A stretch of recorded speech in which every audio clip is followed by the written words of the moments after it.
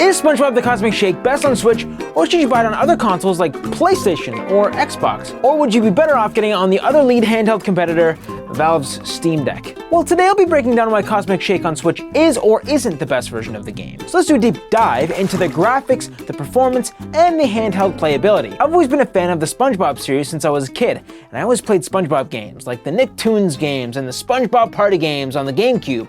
I've always followed the series. SpongeBob the Cosmic Shake is the second modern 3D platformer trying to replicate the feeling of the classic platformers from the early 2000s. The first being the somewhat beloved remake, SpongeBob SquarePants Rehydrated, which sold over 2 million copies. With the massive success of that remake, THQ is planning to capitalize on its success and is hoping that the love for that game will carry over to this new entry. As soon as I open the game, the music hits you right in the face with the SpongeBobiness, with the folky sound, acoustic guitar, and bendy lead lines. And the graphics on the main screen look pretty good so far, so let's jump in. The game starts with SpongeBob and Patrick fooling around as always, when they stumble across an item that can grant wishes. They then discover this device can't be used by mortals and open a giant black hole, and are then forced to discover areas of the game while saving Bikini Bottom. So it's a very cartoony storyline, but it's a story that SpongeBob fans are more than likely to expect. First impressions of the game, it looks great. The decent lighting and shadows, and there's even particle effects floating in the sea. But you can already see textures popping in during the cutscenes, which means that the cutscenes are in-game rendered. Something else I noticed about the Switch cutscenes is an odd glitching effect anytime the camera angle changes. Even in the same scene when the camera goes back and forth, the game looks like it's having difficulty keeping the assets loaded in. Some odd text also seems to glitch, like Squidward saying SpongeBob's name and the 1 hour later guy. Just listen. SpongeBob! 1 hour late. 1 hour later. Something we tend to see in Switch games is the lack of a depth of field blur effect. Looking side by side to the Steam Deck version, the depth of field is clearly missing on the Switch. We can also see a lack of shading and contrast in the colors on the Switch. There's a distinct lack of ambient occlusion in the shadows, which just makes the Switch version look more flat and less detailed. You may actually prefer this if you wanted your game to look more cartoony like the show, though there's actually a good amount of dynamic moving shadows on the Switch, which is usually the first thing to get cut out of a Switch port. But you can also see some shadows are completely missing, like the opening cutscene. You can see the Switch version doesn't have any shadows underneath SpongeBob's nose, whereas the console versions do. But while in gameplay, pretty much every shadow is there, just less detailed. I'm surprised to see every shadow present in the console versions is here on the Switch as well. Now if we look at the colors, we can see the PC and the console version is much more vibrant with more contrast. But colors shouldn't really be a massive factor, as they can generally change easily depending on the screen you use. For example, the Switch OLED model screen looks better than the Steam Deck screen. The resolution, however, is quite even in some aspects. Like look at this long shot showing off Western Bikini Bottom. In this case, the Switch looks better with the resolution, shadows, and textures, for whatever reason. But then jumping back to the gameplay, the Steam Deck takes the sponge cake. Get it? Taking a look at the asset pop-in, all versions are seemingly identical, with the Switch maybe falling behind a little bit. Unlike Battle for Bikini Bottom Rehydrated, the Switch version does much better with rendering assets in the distance. But we can still see pop-in from all versions of the game, even the much more powerful PS5. And quickly looking at the PS5 version, we can see this version is running beautifully at 4K 60 frames per second. If you wanted the best of the best graphics, this is definitely the version to get if you don't want this handheld. Oh wait, did I say PS5? Sorry, I meant PS4. This game doesn't have a PS5 version. There's just the PS4 version, playable on PS5, which really just means it's playing a PS4 Pro version. I thought maybe they'd release a PS5 version because, you know, that's the current generation of consoles, but they released a PS4 version on PS5, which literally makes me feel like I'm playing an older game, and that makes me genuinely enjoy it just a little bit less. But anyways, it still looks great on PS5, running very smooth, but it doesn't have any PS5 features like dynamic triggers because of the odd choice to not release a standalone version. Maybe we'll get a current gen port soon. I am extremely impressed that the game is able to push the max 1080p from the Switch docked and 720p handheld, with potential dynamic resolution depending on where you are in the game. Though there are some strange unpolished things that could have been more smooth, like the transitions between some cutscenes. For example, when I entered Sandy's home, SpongeBob was saying how wet it feels, but then I triggered a cutscene in the middle of him saying that, and he cut himself off. Wait a minute! maybe all this. Or there's some minor graphical glitches. Like when I went to change SpongeBob's costume for the first time, you can see that when I hover over the Glove World costume, he literally T-poses for a second before loading in the assets. This is just blatantly in and makes the game look really glitchy. And this happens on all versions of the game. The audio can also be iffy at times. Most won't notice, but I did find some levels to be a tad high or low, like some text back and forth, or some sound effects. And this is on all versions, not just the Switch. Something else I noticed about the voice acting, while I'm thrilled they have everything voice acted, SpongeBob's voice can get a little annoying because while you play as him, he says certain phrases over and over again in a short amount of time. Like, a little dabble do ya, a little dabble do ya, a little dabble do ya. Order up, order up, order up, order up, order up, order up. But let's talk about the massive difference that tends to hold the Switch version back.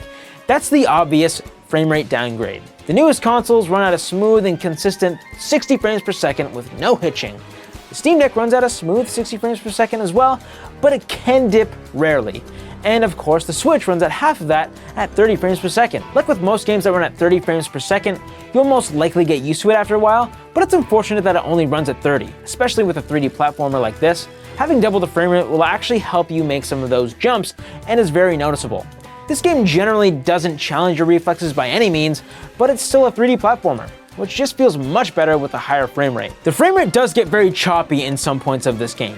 Generally when there's lots going on, like fighting a lot of enemies at a time, or smashing a bunch of crates at the same time, and having the cosmic jelly spray at you, it was almost discombobulating. And I was having a difficult time even knowing what I was doing or which direction I was going. I thought maybe there was something wrong with the game. Maybe there was an update that could fix it. But no.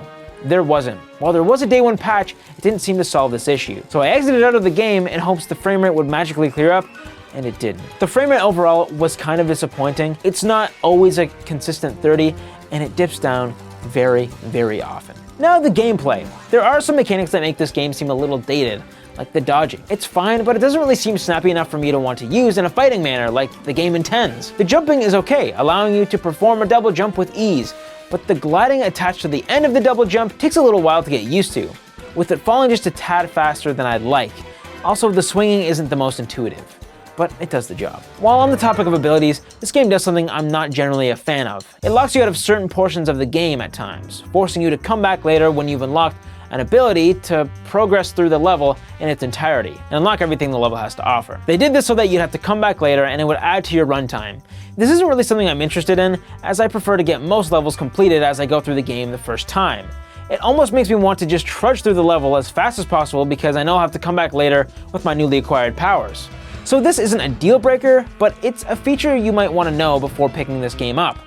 And it should be noted, the content between all versions of this game are the same. So if you do decide to get the Switch version, you won't be missing out on anything content-wise. There's also a wide variety of collectibles. We have the costumes, which can be acquired at the start of a level, collecting doll balloons and completing side quests. But now the main reason you'll probably want to pick this version up, handheld play.